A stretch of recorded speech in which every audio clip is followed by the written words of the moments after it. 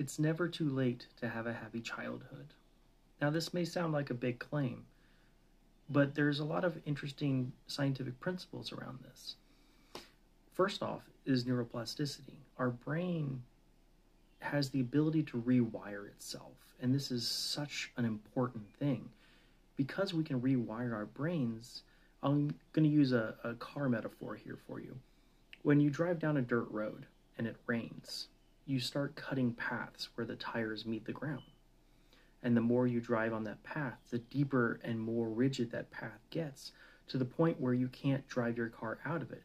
Think almost like when you're at the zoo and you drove in those cars that had a really big metal path down the middle, and you can't drive off that path.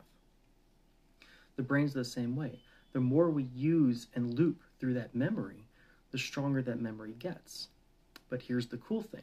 We can interrupt those paths to the point where they break down and we can form new paths.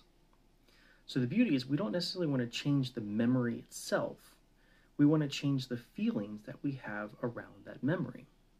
Because the memory has good lessons. It has good information. We want to acknowledge that. But we want to sometimes change the feeling around that memory. See, because a thought has power, but not much. When you tack in emotion, it's like the actual power equation, right? So amps and volts. The thought is kind of like the voltage. It can give you a nice shock, but it's not going to hurt you. When you tack in emotion, that's like the amperage. It can really sting sometimes. But that's where the beauty of neuroplasticity comes in. We can change all of this. We can change the emotions around the thought, and therefore the thought can maybe even become pleasant instead of not pleasant.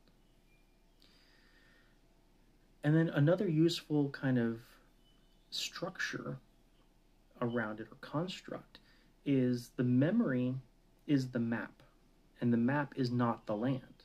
The memory represents with the actual event, just like the map represents the actual land.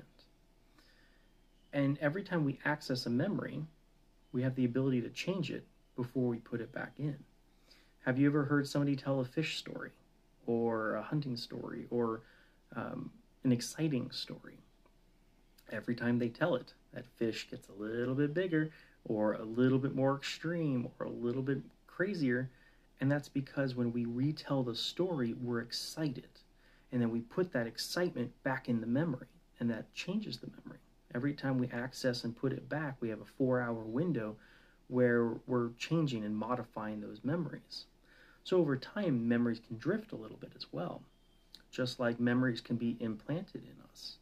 Whenever we have a very respected person, for example, tell us something maybe not so good, and that's not to criticize them, it happens, and sometimes we take in that statement as if it was truth, and then that colors all future decisions. This is where it can get a little interesting, because sometimes those aren't always useful. And when we have a useful memory or a useful pattern, a not useful pattern, it can then propagate and become bigger over time if we don't deal with that.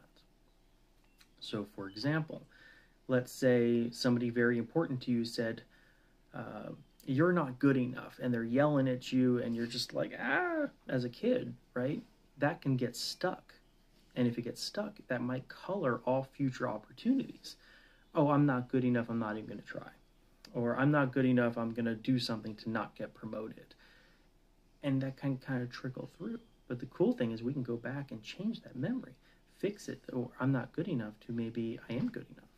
Maybe we can change the perspective. Oh, they said that because they wanted us to try harder, not to say you personally aren't good enough, but your effort wasn't good enough. And it was just poor language.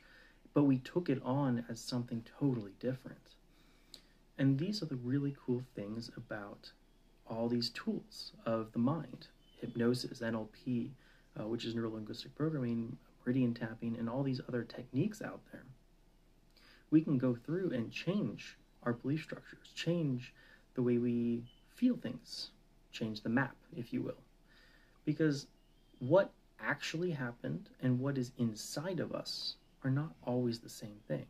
And I would argue probably rarely the same thing because of our limited senses, right? We have sight, sound, hearing, taste, touch, and all the other senses. But we also then have to remember we have our filters, our beliefs, our identities, and then just simple memory storage and the faultiness of that in itself. And then every time we access it, it's going to change also through those filters in both directions. So it is never too late to have a happy childhood. And it's never too late to make those 1% changes in your life to head into a better direction. I hope this resonates with you well today. If you would like more information or a little bit help around this, feel free to reach out to me. I'm always happy to talk more or help you. And have a beautiful day.